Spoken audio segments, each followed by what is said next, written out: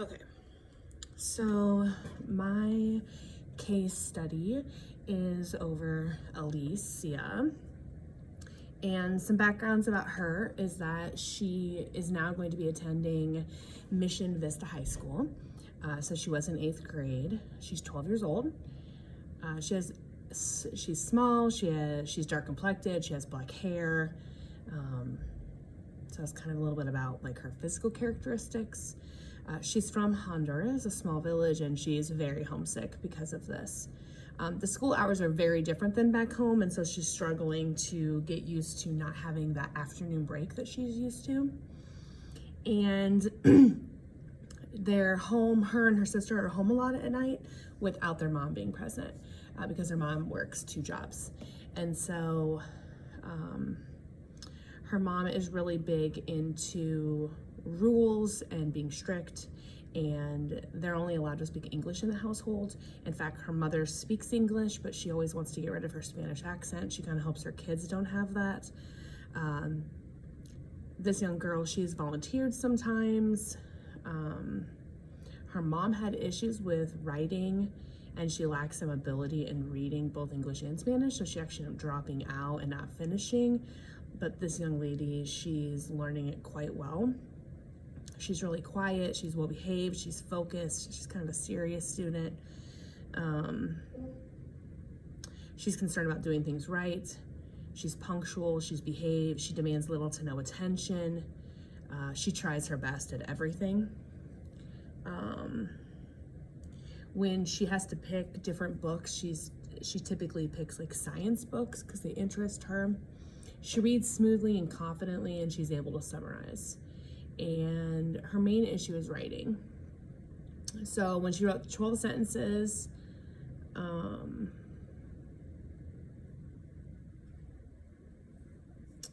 actually, let me go back. So she is placed in classes that are LEP classes. So she is segregated from the main students and works only with the Spanish students, which is causing her some issues. She thought that after her first year that then the next year, because she did tested well, she would get moved up, but actually what happened was they kept her in the same curriculum for the next year, mainly so she could help the teacher translate.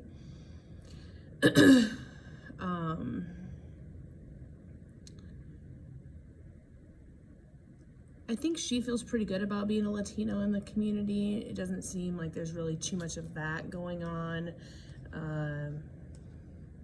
where she doesn't feel like she's belonging. It looks like she's not really worried about the community. And it looks like she really likes her teachers to begin with, but then she gets frustrated over time with them because of how they treat her and how they don't teach her. And I think that's some of her frustration as well.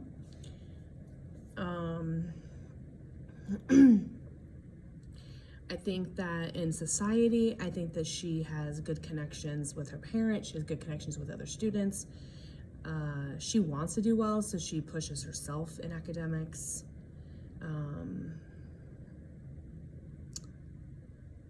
So I don't think that she has very many borders or boundaries in that case.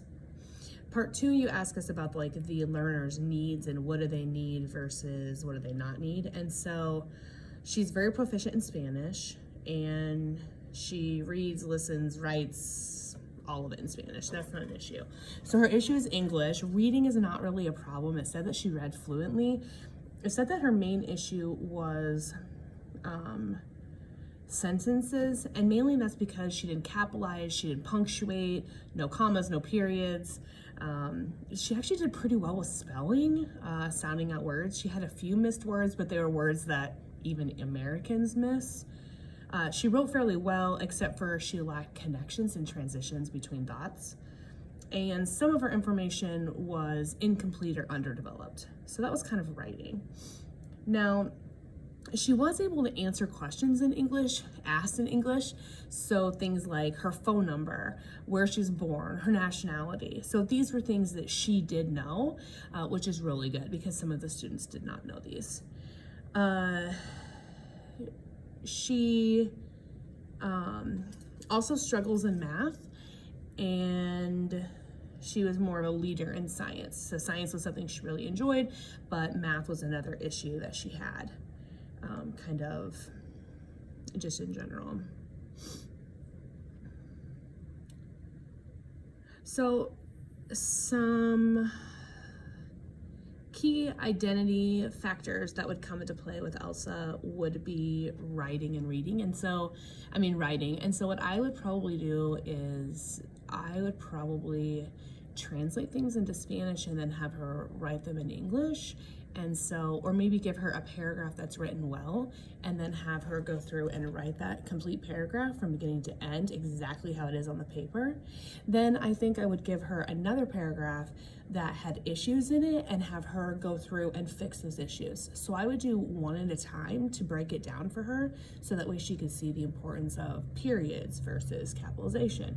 So I might give her a paragraph that then she would write, and she could just fix the capitalization. And this would be maybe one-on-one or even one-on-one with a peer, to just really kind of help her like build those skills, because she doesn't need I don't think she needs a ton of assistance. I think it's just one of those situations where she's a quick learner, she's very smart, she's picking up, but she just has like this one area that we need to help her with.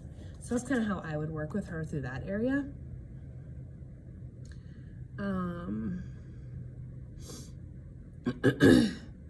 It looks like at home she speaks English, that her mom doesn't allow her to speak Spanish in the home, and her mom's new boyfriend, now husband, Roberto, he speaks English as well, and so she's able to communicate with him at home in the evenings when his mom's at work.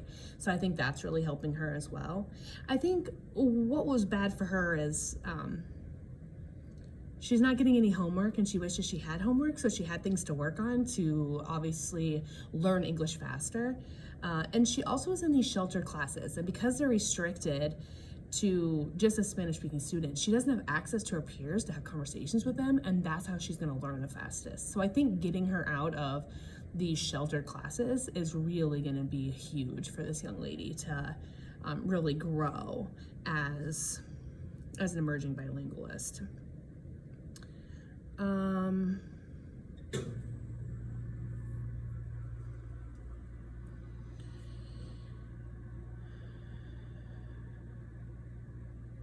So when I'm looking at like the proficiency level, I believe that she's probably at a 3rd grade level when it comes to writing. And so we really need to help her get to a higher level with that. And the best way to do that is to actually write. So to give her real life experiences to write in. She can write in Spanish and then translate into English in the beginning. And then as she starts to get those ideas in her head in English, then she can learn how to just do it completely in English. So I think kind of giving her something that she can like build upon would be really helpful for this student.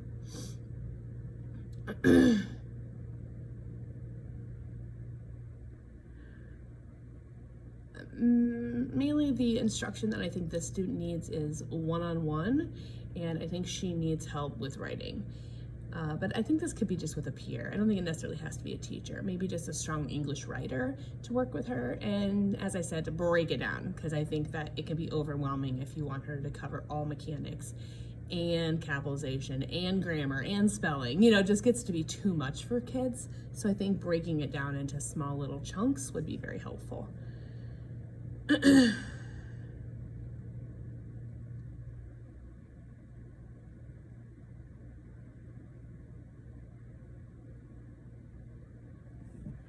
Okay, so the activity that I would pick from Caesar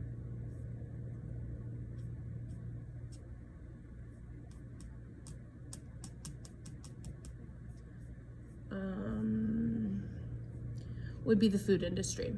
So I think that this would be a really good one for her. So she would read an article And then after she read this article, then she would go down and she would start to think about the food industry.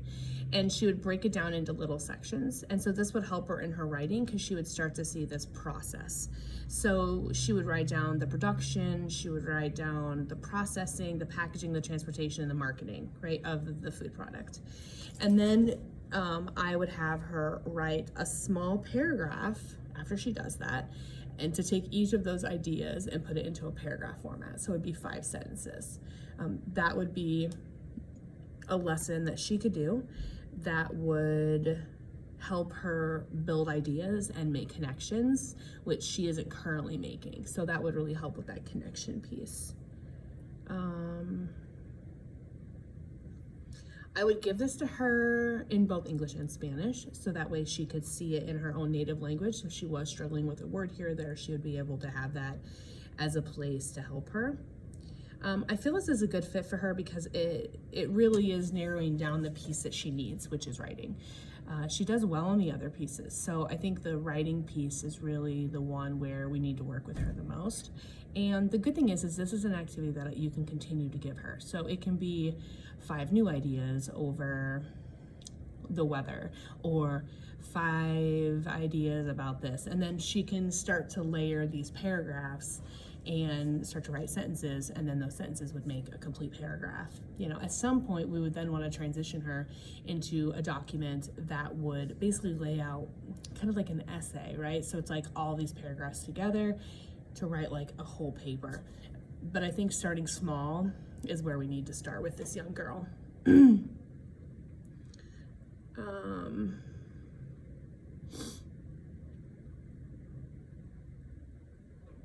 So, you know, after reading through some of these, it was helpful for me to kind of think about, you know, how I would want students to get information out that maybe they were struggling with. And so in my